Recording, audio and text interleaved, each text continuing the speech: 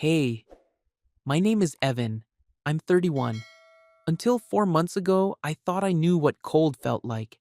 Then our plane went down on a barren island, and my married boss looked at me with rain soaking through her torn blouse and said, "We'll have to keep each other's warm."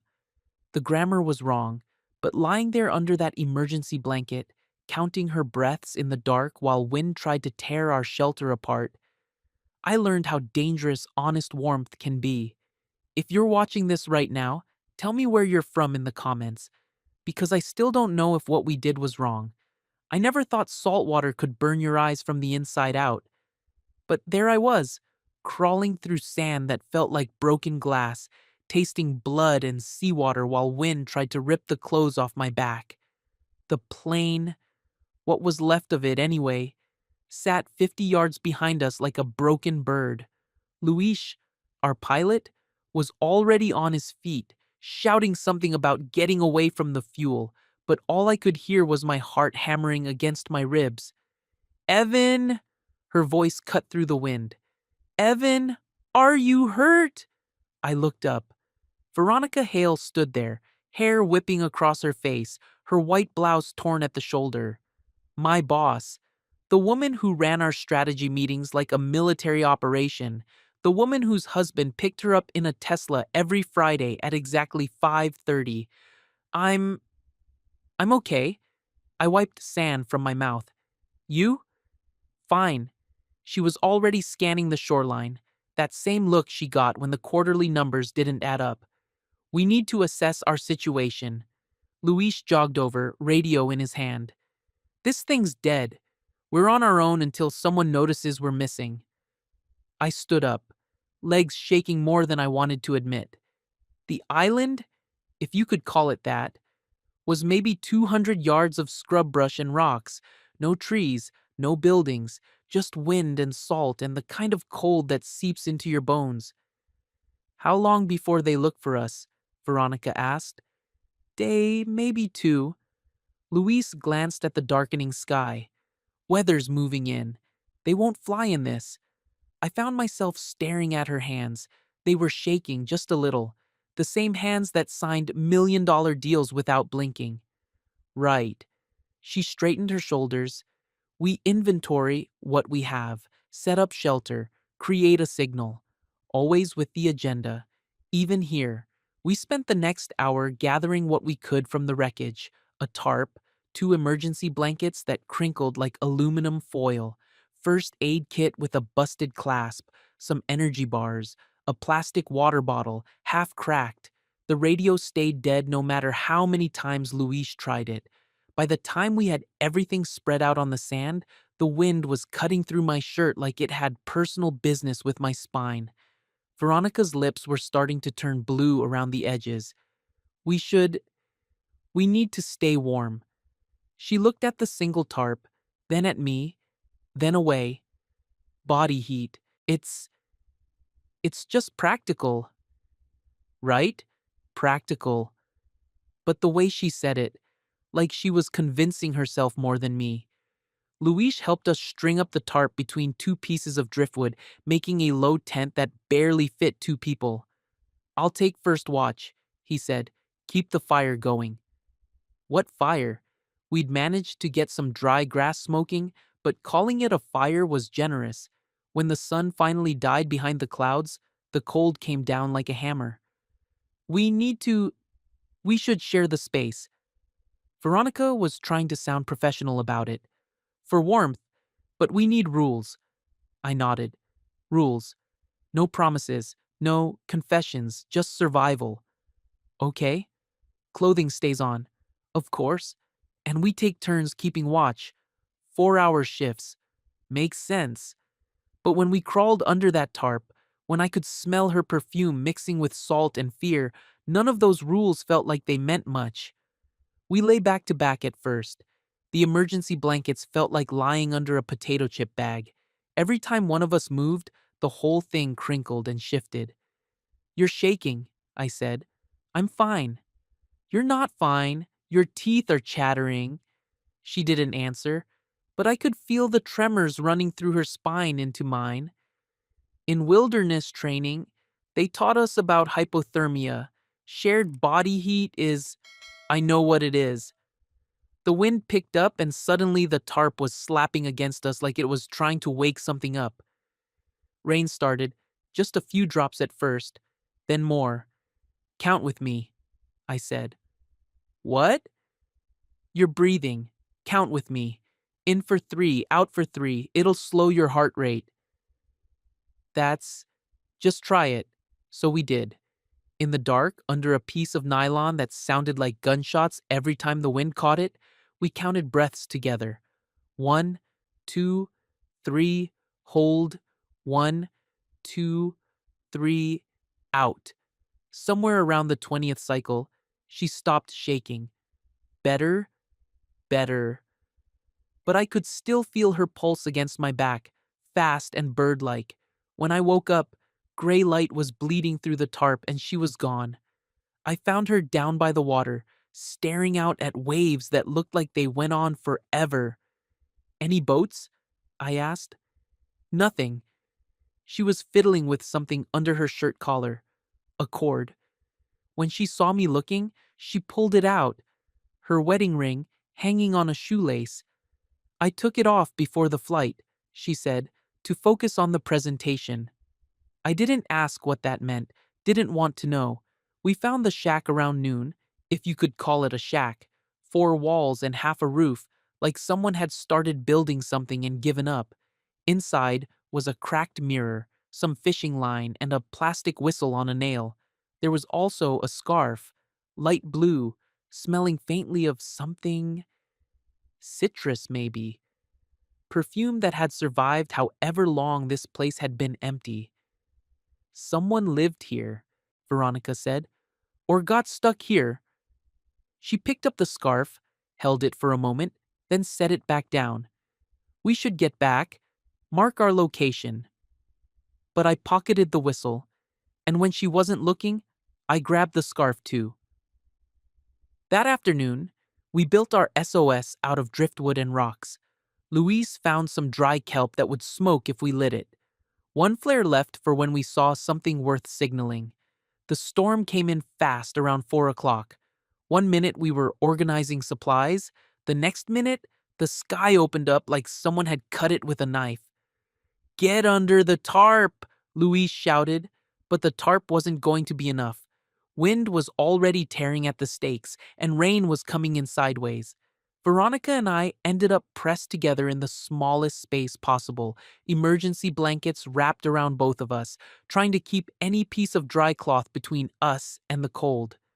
I can't feel my feet, she said. Here. I shifted so we were facing each other.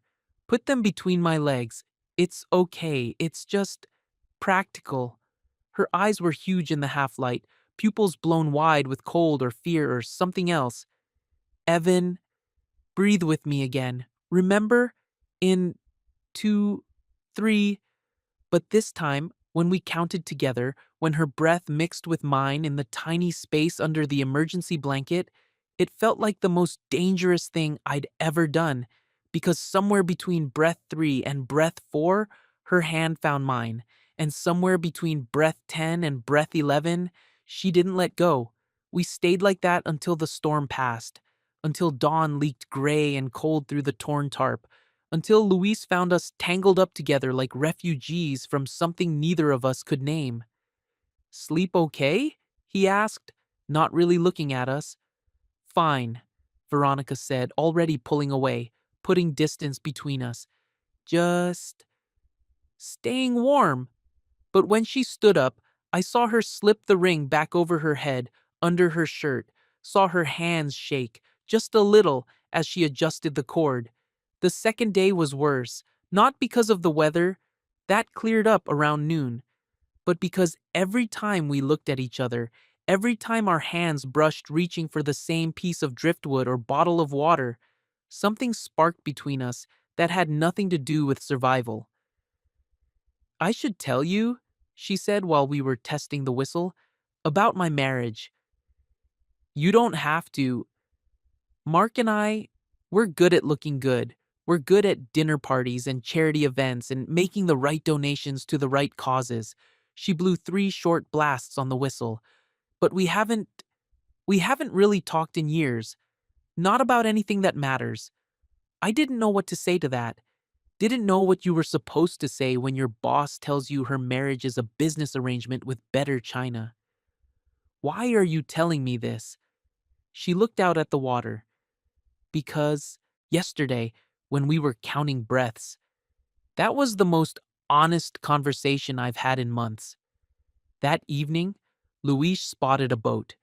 Just a speck on the horizon, but he was sure. We lit our signal fire, waved the orange emergency panel, made enough noise to wake the dead, but the boat kept going, either didn't see us or didn't care. Tomorrow, Luis said, someone will come tomorrow. And they did. The Coast Guard cutter arrived just after dawn, spotlight sweeping across our little camp like the finger of God. We waved, we shouted, we fired our last flare. When the rescue boat pulled up to the rocky shore, when the crew in orange jumpsuits started asking questions and wrapping us in real blankets, I felt something close to panic. Because it was over. The island was over. The counting was over. Whatever had happened between Veronica and me in that tiny space under the tarp, that was over too. On the boat back to shore, our phones started working again. The messages came in like a flood. Jenna from work. Where are you? Everyone's worried. Miriam from HR. Please confirm your safety. My landlord about late rent. And for Veronica, a text from Mark. Where are you? Time-stamped 2:04 a.m. She stared at that message for a long time before deleting it. When we got to the marina, when we finally stepped back onto solid ground, she turned to me. See you at work Monday? Yeah. See you Monday. Like nothing had happened. Like we were just colleagues who'd had a minor travel delay. But when I got home, when I showered off the salt and sand and put on clean clothes, I could still smell citrus, could still feel the rhythm of her breathing against my chest. And when I closed my eyes, I could still hear her voice in the dark. Count with me. Monday morning, the office felt like a different planet. Fluorescent lights instead of gray sky, coffee instead of brackish water, Jenna's worried hug instead of emergency blankets. You look terrible, she said. Are you okay? Really okay? Fine, just tired. But I wasn't fine. Every time I walked past Veronica's office, I caught myself listening for her voice. Every time I smelled someone's perfume in the elevator, my heart did something stupid. And every time I tried to focus on quarterly reports or budget projections, I found myself counting. In 2, 3. Around 11, Miriam from HR called me in for a wellness debrief. Professional voice, careful questions, a box of tissues on her desk that she didn't quite look at when she mentioned them. Emergency situations can create intense bonds, she said. It's completely normal, but as you transition back to regular work life, it's important to maintain appropriate boundaries. Of course, for both your sakes, until the acquisition closes, we need to be extra careful about optics. Optics. That was one way to put it. Is there something specific I should know? About? I asked. She pulled out her tablet, tapped it twice. A photo surfaced on social media this morning. Appears to be taken from a distance, possibly a drone. The screen showed 2 figures under a tarp, silhouettes against gray water. You couldn't see faces, couldn't tell who they were, but you could see how close they were lying. I've already spoken with Ms. Hale about this. The official position is that you were sharing emergency shelter for warmth, which is, of course, exactly what you were doing. Right. But I'd recommend avoiding unnecessary contact for the next few weeks. Different elevators, different break times, just until things settle down. When I got back to my desk, my hands were shaking. I opened my laptop, stared at a spreadsheet full of numbers that might as well have been hieroglyphics. Jenna stopped by around lunch. You sure you're okay? You've been staring at that same cell for 20 minutes, just trying to focus. Maybe you should take the afternoon off. Go home. Rest. But going home meant being alone with the memory of her voice in the dark, meant thinking about the way her hand had felt in mine, meant counting breaths that weren't there anymore. So I stayed at my desk until 6:30, until the office was mostly empty, until I was sure Veronica would be gone. But when the elevator doors opened on the parking level, she was there, standing by her car, talking to her husband, Mark. I'd seen him before at company parties. Tall, expensive suit, the kind of handshake that told you exactly where you stood in his personal hierarchy. They were standing close together but not touching. He was holding flowers, white roses, and talking in the kind of quiet voice that carried anyway. Need to discuss what happened out there. Nothing happened? The photo suggests otherwise.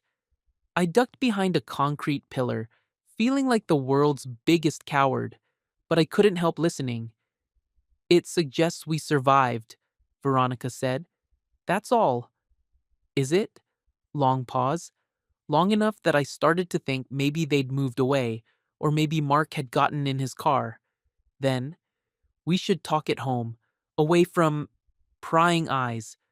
Car doors slammed, engines started, and I stood there in the parking garage, holding my breath like I was still under that tarp, still counting with her in the dark. That night, I couldn't sleep. Every time I closed my eyes, I was back on the island. Every time I started to drift off, I heard wind against nylon and the sound of her voice saying my name.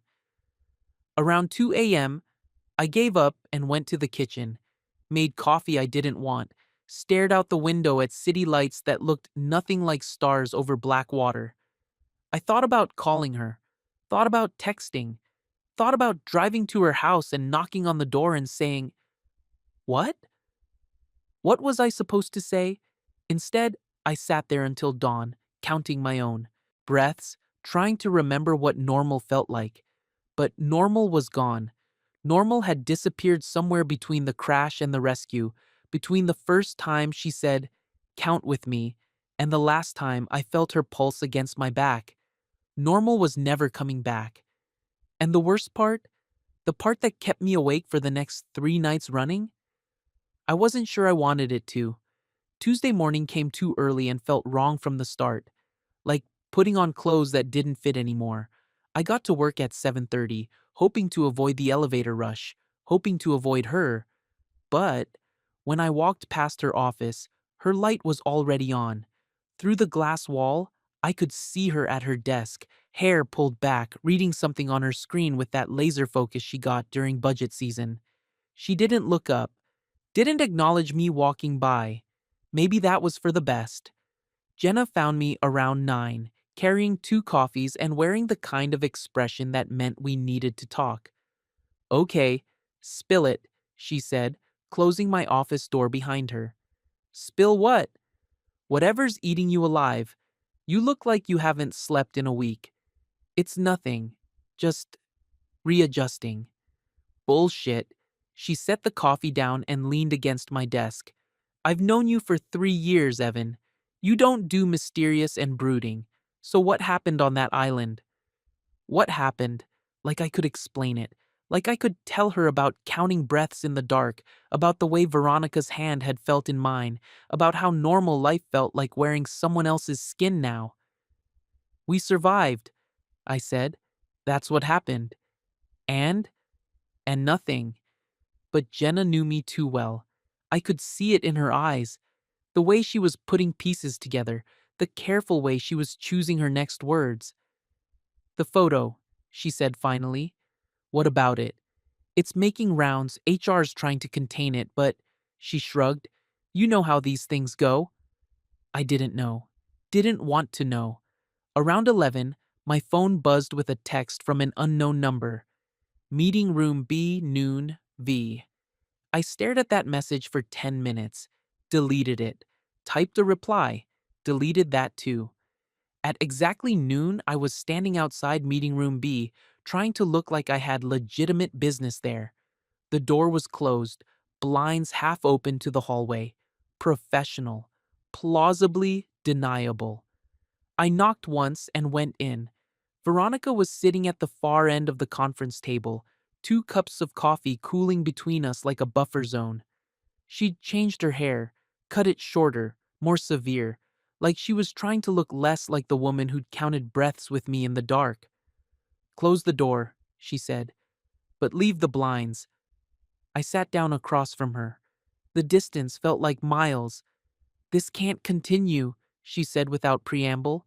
"What can't continue?" "This, whatever this is, the way you look at me, the way I." She stopped, took a breath. "We need boundaries." We had boundaries. On the island. The island was survival. This is different. Is it? Her coffee cup rattled against the saucer when she set it down. "Mark suspects something." "Suspects what? We didn't do anything wrong." "Didn't we?" The question hung there between us like smoke. Because she was right. We hadn't done anything you could point to, anything you could write up in an HR report. But something had happened in that space under the tarp, something that made normal conversation impossible and ordinary eye contact feel like touching a live wire. "Once a week," she said finally. 5 minutes, public spaces only, just to," she gestured vaguely, "check in, make sure we're both okay." "And the rest of the time?" "The rest of the time, we're colleagues, nothing more." I nodded. "Colleagues. Professional distance." "Right." But when we stood up to leave, when she moved toward the door and I caught that faint scent of her perfume mixing with conference room air conditioning, professional distance felt like the most impossible thing in the world. The next few days passed in a blur of spreadsheets and meetings and pretending everything was normal. I took the stairs instead of elevators, ate lunch at different times, parked on the opposite side of the garage. It should have made things easier. It didn't. Friday afternoon, Mark showed up at reception again.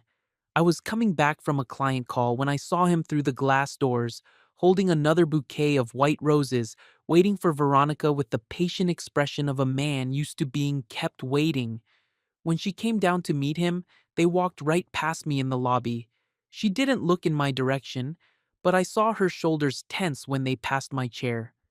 "We should talk," I heard Mark say as they headed for the exit. "About your travel schedule, about priorities." His voice was calm, reasonable, the kind of tone you used when you were making a point without making a scene. That weekend, I tried to forget. Went to a bar with some college friends, drank too much beer, tried to flirt with a teacher named Sarah who had kind eyes and no complicated history. But when she laughed, when she touched my arm, all I could think about was the sound of rain on nylon and the rhythm of breathing in the dark. Monday morning brought another text. "Room B noon, V." This time, she looked smaller somehow. Tired. The kind of tired that sleep doesn't fix. "How are you?" I asked. "Fine." "You don't look fine." Mark's lawyer wants to review my employment contract. Something about conflict of interest clauses. Because of the island? Because of the photo. Because of rumors. She wrapped her hands around her coffee cup like she was trying to warm something that had gone cold. "He's not threatening anything, not yet, but he's paying attention now." "I'm sorry." "Don't be. It's not your fault." But it felt like my fault. Felt like I was the reason she was sitting here looking like she'd forgotten how to sleep. "We could stop," I said. "These meetings. If it would help." "No." The word came out sharper than she meant it. I need I need to know you're okay."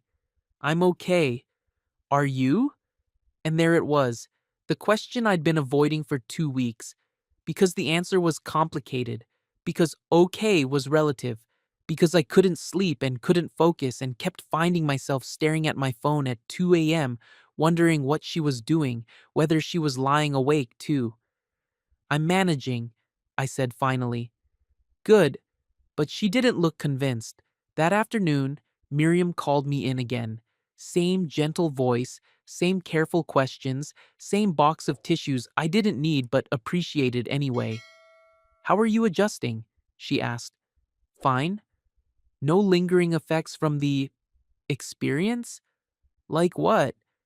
Difficulty sleeping, trouble concentrating, intrusive thoughts. I thought about lying, about giving her the answer she wanted to hear, the one that would close my file and let everyone pretend this whole thing had never happened. Instead, I said, sometimes I dream about counting. Counting, breathing. In for 3, out for 3. We did it on the island to stay calm, to slow heart rates. Miriam made a note on her tablet. That's a common grounding technique. It makes sense that it would stick with you, right? If these dreams become problematic, we have resources available, counseling services, time off. I'm fine. I hope so, because I'm going to need you to sign something. She slid a paper across the desk. Non-disclosure agreement, standard language about protecting company interests, maintaining confidentiality, avoiding statements that could be construed as damaging to professional relationships. Just a formality, she said. Given the circumstances, I signed it. What else was I going to do? But walking back to my desk, I felt like I just signed away the most honest thing that had ever happened to me. 2 weeks passed, then 3. The meetings continued. 5 minutes in room B, coffee cooling between us, careful conversations about work and weather and anything except the thing we couldn't talk about. She looked better, rested, like maybe she was sleeping again. I wasn't. Then, on a Thursday that started like any other Thursday, I found an envelope on my desk. Brown manila, no return address, my name typed on a label. Inside was the scarf, the one from the island shack. Clean now, folded carefully, smelling faintly of lavender instead of salt and abandonment. And a note, thank you for the count. No signature, but I knew her handwriting. I locked the scarf in my bottom desk drawer and tried to forget about it.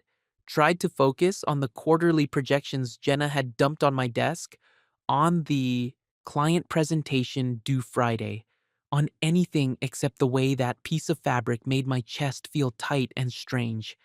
It didn't work. That night, I drove to the marina where the Coast Guard had brought us ashore. Sat in my car watching boats rock in their slips, listening to the sound of wind in rigging that reminded me of rain on tarp. My phone buzzed, text from unknown number. Are you okay? You seemed distant today. I stared at that message for 20 minutes before typing back. Fine, just work stress. I know that look. That's not work stress. What is it then? Long pause. 3 dots appearing and disappearing. Then, come to the office, loading dock, 20 minutes. I should have said no. Should have driven home and pretended this whole conversation never happened. Should have remembered the NDA I'd signed and the way Mark had looked at me in the parking garage. Instead, I drove back to the office building. The loading dock was empty except for her car and the distant hum of the building's ventilation system. She was leaning against the concrete wall, still in her work clothes but with her heels off, holding them in one hand. This is crazy, she said when she saw me. Yeah, we shouldn't be here. Probably not, but neither of us moved to leave. I think about it, she said finally. The island, the counting, the way you... She stopped, shook her head. I think about it too much. Me too? Mark knows something's wrong. He's not stupid. He's been watching me, timing my calls, checking my schedule. She laughed, but it sounded hollow. He bought me earrings last week, diamond studs, the kind you give someone when you're trying to remind them what they have to lose. And what do you have to lose? Everything. She looked at me then, really looked at me, and I saw something in her eyes I'd never seen before. Fear, maybe, or something that looked like it. My job, my marriage, my reputation, the house, the life I've spent 20 years building. Right. But sometimes, when I'm lying in bed listening to Mark snore, I find myself counting in for 3, out for 3, and I remember what it felt like to have someone actually hear me breathing. I didn't know what to say to that. Didn't know if there was anything to say. I should go, she said. Yeah, this can't happen again. No. But when she walked past me toward her car, her fingers brushed mine. Just for a second, just long enough for me to remember the weight of her hand in the dark. A week later, another envelope appeared on my desk. This one contained a single typed line. When it rains, I hear the count. I folded the note and put it with the scarf in my drawer. Told myself this had to stop, that we were playing with fire in a building made of kindling. But that Friday, when rain hammered the windows during our 5-minute meeting, when I could hear it drumming against the glass, like fingers tapping out a rhythm, she looked at me and whispered, "In for 3." And before I could stop myself, I whispered back, "Out for 3." The acquisition closed on a Tuesday. Champagne in the conference room, handshakes with the new parent company, speeches about synergy and growth opportunities. Veronica gave a presentation about integration timelines that made everyone nod and take notes and forget, for a moment, that we were all probably going to be laid off within 6 months. I watched her from the back of the room, professional and polished and completely untouchable. When she finished, when the applause died down, she caught my eye for exactly 2 seconds, long enough to mouth, "Thank you." For what? For keeping quiet? For playing along? For pretending that the most honest thing that had ever happened to either of us was just a survival strategy that meant nothing now? I nodded back and slipped out before the networking started. That night, my phone buzzed at exactly 2:07 a.m. Unknown number, single word. Awake? I stared at that text until the screen went dark, stared at it some more when I woke it up again, typed a dozen different responses and deleted them all. Finally, I wrote back, "Yeah. Can't sleep either?" "Not really. I keep thinking about rain." "Me too. This has to stop." "I know. But not tonight?" "Not tonight." We texted until 3:30 a.m. Nothing important, nothing that would look suspicious if someone read the messages later. Just conversation. The kind you have when you can't sleep and can't stop thinking and can't pretend anymore that everything is fine. When I finally drifted off, I dreamed about counting again. But this time, I wasn't alone. 3 months passed.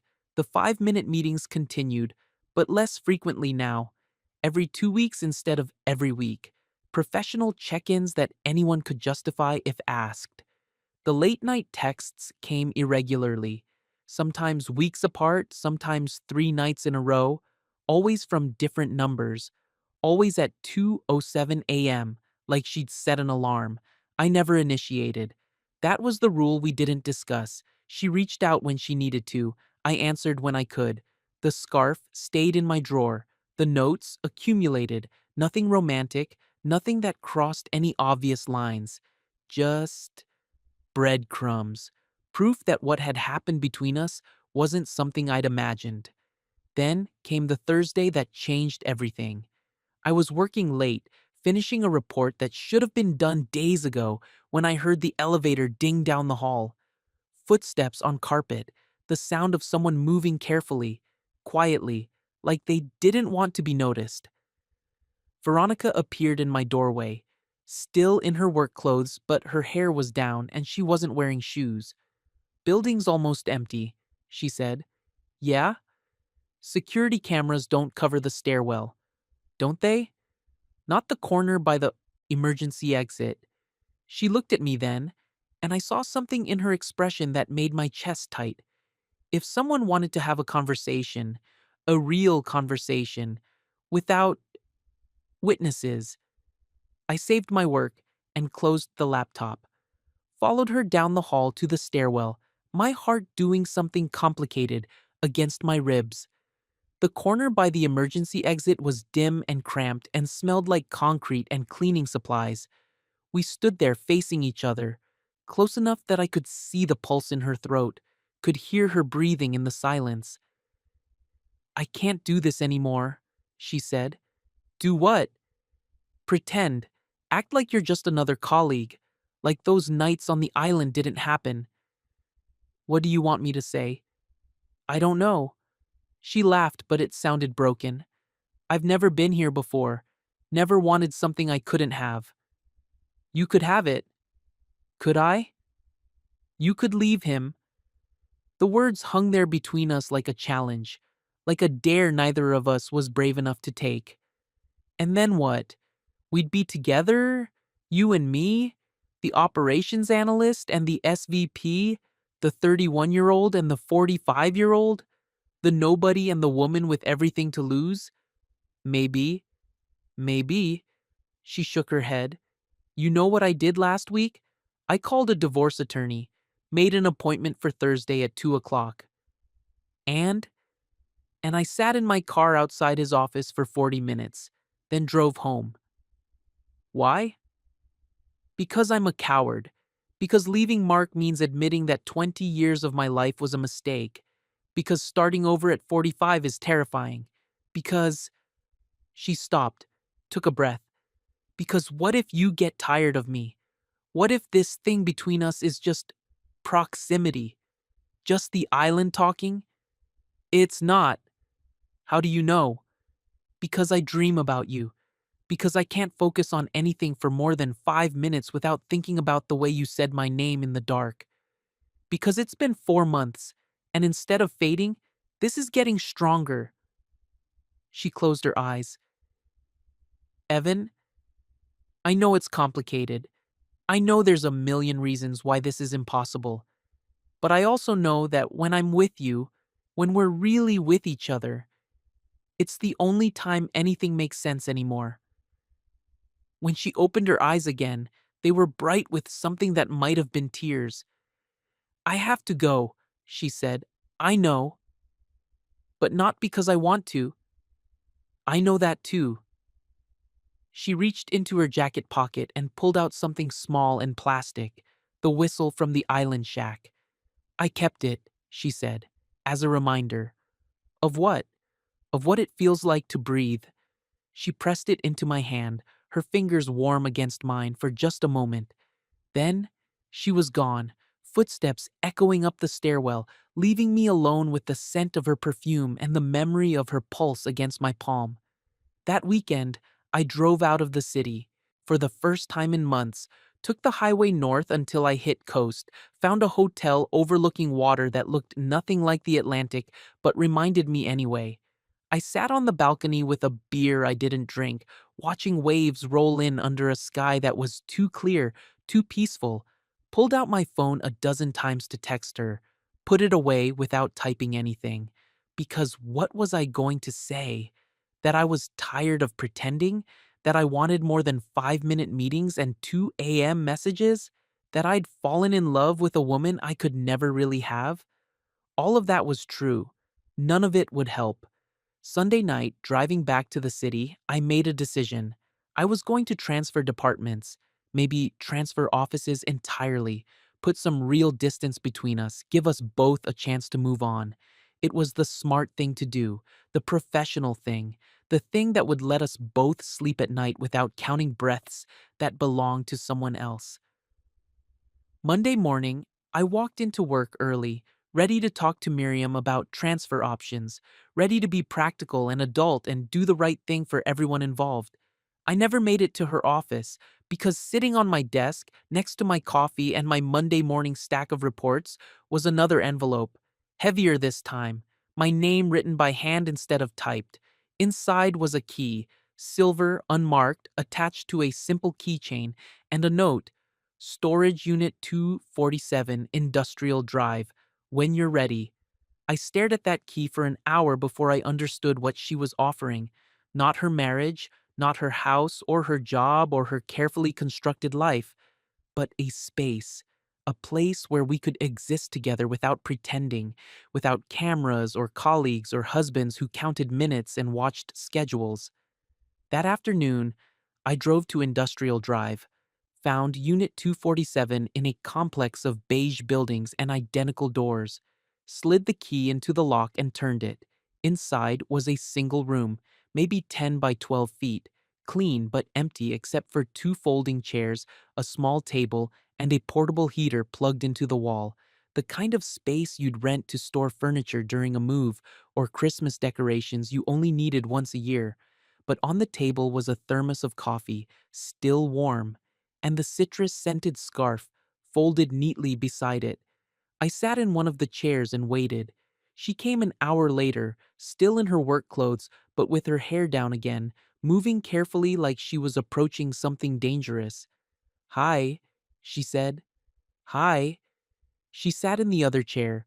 We looked at each other across 3 feet of space that felt like everything and nothing at the same time. "This is insane," she said. "Yeah. If anyone finds out, they won't.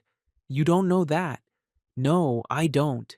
She poured herself coffee from the thermos, hands steadier than I'd expected. "I told Mark I joined a book club. Meets Tuesday evenings." "What book are you reading?" "I haven't decided yet." She almost smiled. "I'll figure it out as I go." We sat there in silence for maybe 10 minutes, drinking coffee and listening to traffic through the thin walls. Not touching, not talking, just being in the same space without having to justify it to anyone. "I should probably tell you," she said finally, "that I don't know what this is, what I want it to be. That's okay. I don't know if I can leave him. I don't know if I'm brave enough. That's okay too. What if this is as far as it goes? Meeting here once a week, talking like normal people, pretending we're not both completely lost." I thought about that, about Tuesday evenings in a storage unit with bad lighting and thin walls, about stolen hours and careful lies and the kind of relationship that lived entirely in the spaces between other people's lives. "Then that's what it is," I said. She looked at me then, really looked at me like she was seeing something she hadn't expected. "You'd be okay with that? With this?" "I'd be okay with whatever you can give me." And I meant it, because sitting there with her, watching her wrap her hands around a coffee cup like she was trying to hold on to something warm, I realized that wanting someone wasn't always about getting them. Sometimes it was about creating a space where they could breathe. Tuesday evenings became our routine. Nothing dramatic, nothing that would make a good story if anyone found out. Just conversation and coffee and the strange comfort of being ourselves without an audience. She told me about her marriage, about the way she and Mark had stopped really seeing each other somewhere around year 7, how they'd become business partners managing a household instead of two people who'd once laughed at the same jokes. I told her about college, about the job I'd taken because it seemed safe, about the way I'd been drifting through life until the night we crashed on an island and everything changed. We never talked about the future, never made plans beyond next Tuesday, never touched except accidentally when reaching for the thermos at the same time or standing up too quickly in the small space. But every week, when I unlocked that door and saw her already there, folding her coat over the back of a chair or setting out cups like she was hosting a dinner party for two, something in my chest loosened, like I could breathe again. 3 months in, she brought books, real ones, from the fictional book club she'd had to research when Mark started asking questions. "In case anyone checks," she said, "I should know something about what we're supposedly discussing." 6 months in, she brought a small rug for the concrete floor. Nothing fancy, just something to make the space feel less like a storage unit and more like, I don't know, a place people actually wanted to be. 8 months in, she came later than usual, eyes red-rimmed like she'd been crying. "Mark's mother died," she said. "Heart attack. Quick. I'm sorry. The funeral's Thursday. I'll have to miss our meeting." "Of course." She sat down heavily in her usual chair. "He needs me, really needs me for the first time in years, and all I can think about is how guilty I feel for wishing I could be here instead." That's normal? Is it? Is it normal to resent your husband for grieving? To feel trapped by his pain? I don't know what's normal anymore. She laughed, but it sounded hollow. Neither do I. That night, she texted at 2:07 as always, but instead of awake, it was just, thank you. For what? For not asking me to choose. A year passed. Then another. Our Tuesday routine continued, steady as breathing. The storage unit filled slowly with small comforts, better chairs, a small bookshelf, a coffee maker that didn't require carrying thermoses back and forth. To anyone watching, it would have looked like the most boring affair in history. Two people sitting in a rented room, talking about work and books and the weather, never touching, never crossing any lines that couldn't be uncrossed. But it was enough. More than enough. Because when you've been drowning in politeness and professional distance, when you've been counting other people's breaths instead of your own, having someone really listen to you feels like the most intimate thing in the world. Last Tuesday, 3 years and 4 months after the island, she came in looking different, lighter somehow, like she'd been carrying something heavy and had finally figured out how to set it down. I did something, she said. What? I told Mark I want a separation. My coffee cup stopped halfway to my mouth. You what? Not divorce. Not yet. Just space. Time to figure out what I actually want instead of what I'm supposed to want. What did he say? He said he'd suspected for a while that I wasn't happy. Said maybe some time apart would be good for both of us. She shook her head. 22 years of marriage, and he was relieved. Are you okay? I'm terrified, and excited, and guilty, and about 6 other things I don't have names for yet. She looked at me across the table. But for the first time in years, I feel like I'm breathing on purpose instead of by accident. We talked for 3 hours that night about her plans to rent a small apartment downtown, about the conversations she'd need to have with lawyers and accountants and friends who would want explanations she didn't have yet, about what it might mean for us. I don't want to be your rebound, I said as we were getting ready to leave. You won't be. I don't want to be the reason you left him either. You're not. She paused, keys in her hand. You're the reason I remembered it was possible to want something more than security. That was 6 months ago. She moved into a one-bedroom place 4 blocks from my apartment. We kept the storage unit. Tuesday evenings felt too important to give up, but now we also had coffee on Saturday mornings and dinner on Thursday nights, and the kind of ordinary time together that most couples take for granted. We're careful still, professional at work, discreet about the relationship. The divorce proceedings are ongoing, amicable but complicated, as these things always are when there's real estate and retirement accounts and 20 years of shared history to untangle. But last week, she gave me a key to her apartment, and this morning, I woke up to the sound of rain against her windows, to the feeling of her breathing against my shoulder in the early light. Count with me, she whispered, half asleep. In for 3? Out for 3. So we did, lying there in her bed, listening to weather that reminded us both of a night when we'd held each other for warmth and discovered something that felt like coming home.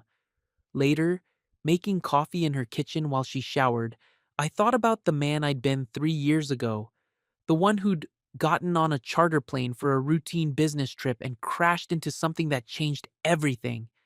I thought about islands and storage units and the difference between surviving and living. My phone buzzed.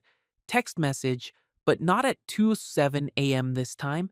Just a normal text at a normal hour from a number I knew by heart now. Breakfast after my shower? I'm thinking pancakes. I smiled and typed back, yeah, I'd like that. Because that's what love looks like when you're past the desperate stage, when you've moved beyond stolen moments and careful boundaries.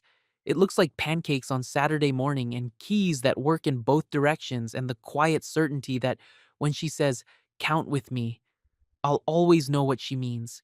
Some nights, when the wind carries the scent of rain and salt, I still dream about that island, about tarp and emergency blankets and the first time I heard her voice say my name in the dark. But these days, when I wake up from those dreams, I'm not alone. These days, when my phone buzzes at 2:07 a.m., it's not because she can't sleep. It's because she wants to send me a picture of something that made her think of me. A whistle in an antique store window, a scarf in a color that reminds her of ocean sky. These days, we count breaths together because we want to, not because we have to. And some mornings, when I wake up before her alarm, when the apartment is quiet except for the sound of her breathing beside me, I leave the light on in the hallway. Not because either of us is lost anymore, but because some doors deserve to stay open.